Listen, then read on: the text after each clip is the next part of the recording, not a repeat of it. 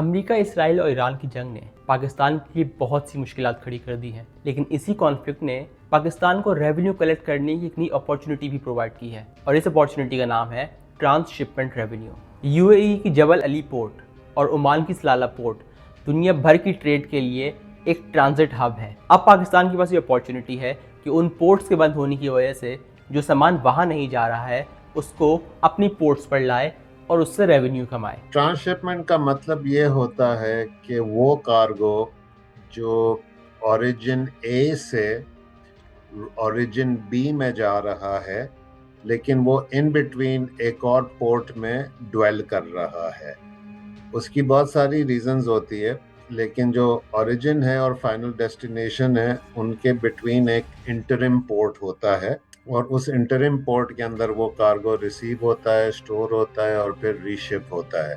तो इसको हम ट्रांसशिपमेंट कहते हैं। जो इंटरमीडिएरी पोर्ट है वो उस कार्गो को रिसीव करेगा तो वो हैंडलिंग चार्जेस लेगा, उस जहाज के भी चार्जेस लेगा और उस कार्गो या कंटेनर का भी लेगा।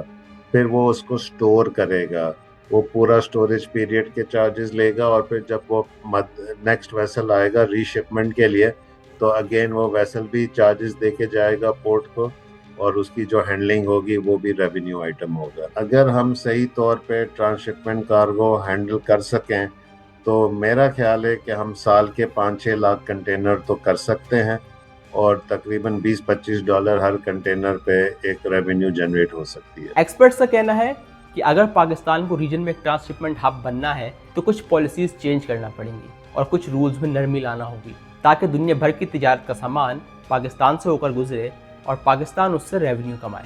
इस वक्त जो ट्रांसशिपमेंट के रूल्स हैं उसमें दो रिस्ट्रिक्शंस हैं। एक तो 30 डेज के अंदर शिपमेंट बाहर वापस चले जाना चाहिए।